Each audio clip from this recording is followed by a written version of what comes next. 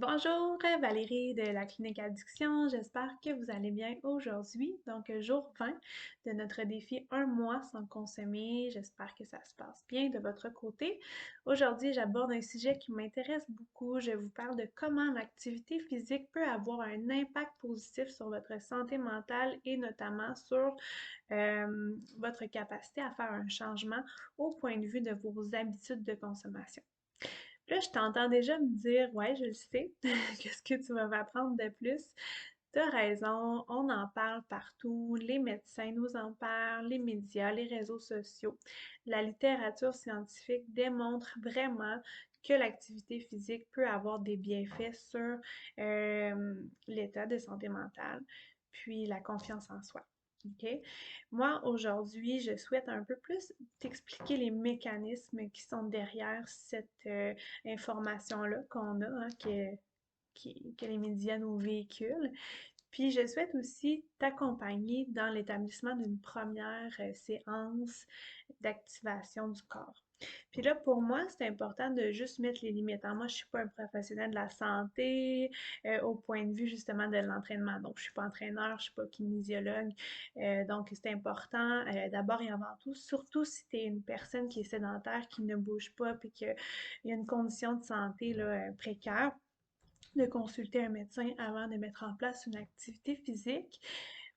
Par contre, je doute qu'un professionnel de la santé va décourager la mise en place de l'activité. Tout ça pour dire que les mécanismes qui sont derrière l'activité physique, pardon, sont un peu les mêmes qu'un antidépresseur. OK? Donc, l'activité physique, c'est vraiment reconnu comme étant un antidépresseur naturel. Si on revient à notre sujet à nous, hein, qui est la consommation, évidemment.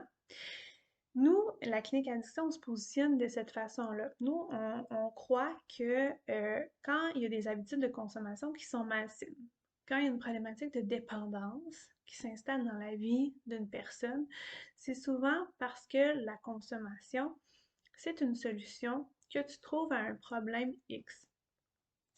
Donc là, le problème X, il y a juste toi qui le connais. OK? Ça peut être de l'anxiété, ça peut être de la tristesse, ça peut être de la peur, de l'irritabilité, ça peut être des difficultés relationnelles, des difficultés d'emploi, ça peut être des traumatismes du passé, ça peut être plein de choses finalement qui t'ont mené à adopter un comportement d'évitement, soit celui de la consommation. Là, ça, ben, en fait, ça t'appartient de connaître les raisons finalement pour lesquelles tu consommes. Euh, de notre côté, on a plusieurs outils aussi qu'on peut t'offrir de façon à ce que tu puisses bien identifier le problème à la source.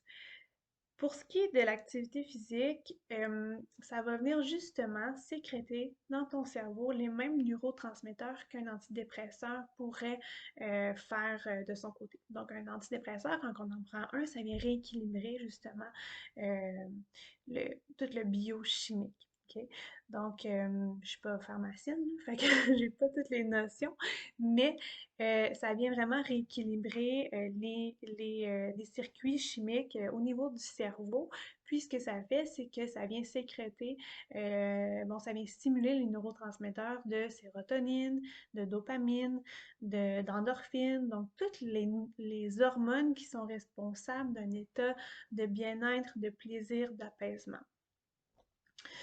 Euh, L'activité physique, ça sécrète les mêmes neurotransmetteurs, ça vient stimuler les mêmes hormones au niveau du cerveau. OK? Donc, quand on s'entraîne, quand on bouge, quand on fait une activité quelconque qui demande, c'est sûr que ça demande un peu d'activation, là. Il faut être dans l'activation, c'est pas. Il faut sortir un peu de notre zone de confort. Bref, c'est ça que je veux dire. Ça va venir justement créer un sentiment de bien-être, de plaisir, de réconfort, d'apaisement et surtout un sentiment de fierté. Et là, quand on se sent fier, qu'est-ce que ça fait? Ben, notre confiance en soi augmente, notre estime de soi augmente, puis là, on est plus enclin, plus disponible à faire des changements. Donc, c'est là que je dis que l'activité physique peut réellement aider à changer des habitudes de consommation. Parce que, bon, quand on consomme, c'est souvent pour apaiser quelque chose de difficile. OK? Donc, si on part de ça, puis qu'on dit que l'activité physique peut euh, agir comme un antidépresseur naturel, finalement, nécessairement, ça va venir agir sur un peu le problème qui est sous-jacent à la consommation. Et en plus de tout ça, mais ça va donner la confiance en toi, puis la confiance en tes capacités de faire un changement. Donc, c'est comme un deux pour un, si on veut. Donc, tout ça pour dire que si tu choisis de mettre en place l'activité physique dans ta vie pour prendre soin de toi, pour prendre soin de ta santé mentale, go, je t'encourage. Par contre, fais-le de la bonne façon, OK? Va-t'en pas tout de suite acheter, faire faire ta garde-robe d'entraînement, là. Prends ton temps avant de réintégrer ça parce que bien souvent, on met ça dans notre vie, puis on se décourage parce que c'est trop, puis ça correspond pas à notre réalité. Donc, avant toute chose, c'est important de te questionner sur ben, ton temps. Tu sais, c'est important d'être capable comment je dirais ça, de disposer ton énergie aux bons endroits. Donc, en termes d'argent, de temps, puis de disponibilité. OK? Combien de temps que tu as? C'est quoi ta disponibilité à l'entraînement? Est-ce que c'est 10-15 minutes ou 30-45 minutes? Est-ce que tu as de l'argent pour t'acheter bon, ton setup d'entraînement ou non? Est-ce que tu es, plus est-ce que tu peux plus le faire par toi-même? Tu sais, il y a plein de choses à considérer quand même en fonction de toi. Ça, c'est important que tu te positionnes là-dessus en premier. Par exemple, tu pourrais te dire, ben moi, je vais commencer par marcher 15 minutes par jour, 3-4 fois par semaine. Puis ça, c'est réaliste en fonction de mon temps, de mes ressources, de mon argent. J'ai pas l'argent pour m'acheter quelque chose de m'acheter du matériel d'entraînement. Donc, ça, c'est réaliste pour moi. Mais parfait. C'est vraiment ça, hein? C'est vraiment de mettre en place une activité qui va correspondre à tes capacités puis à tes ressources actuelles. Puis là, même si tu as juste 15 minutes, dis-toi pas, ah, j'ai juste 15 minutes, donc je le ferai pas. Au contraire, j'ai 15 minutes par jour, alors je le fais. Je le fais parce que en le faisant, tu vas sortir un peu de ton cycle de sédentarité, de ton cycle de l'inaction. Puis ça va faire en sorte que tu vas avoir envie de le refaire. Puis peut-être que tu vas même avoir envie de pouvoir augmenter tes temps d'activité physique. Tout compte fait, ce qui est vraiment important, c'est de le mettre en priorité dans ton agenda.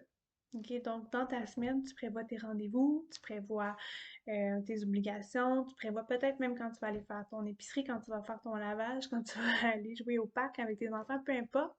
Peut-être que tout ça, c'est écrit. L'entraînement devrait également, ben, l'activité physique, pardon, devrait aussi être écrit à ton agenda et devrait être respecté au même titre que tous les autres toutes les autres obligations que tu as dans ta semaine.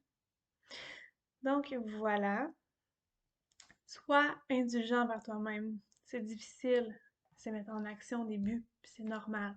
OK? Sois indulgent, demande-toi pas la perfection, demande-toi pas des résultats physiques non plus. Et sinon, le processus va être long et décourageant. Demande-toi plus des résultats psychologiques.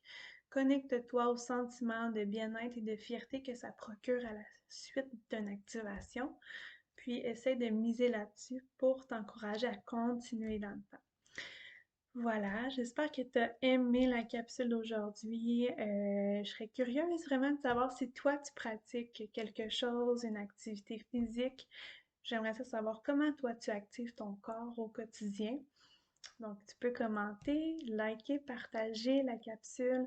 C'est la meilleure façon de nous encourager. Puis, si ce n'est pas déjà fait, tu peux rejoindre notre groupe Facebook privé, Clinique Addiction-groupe privé. Merci, bonne journée.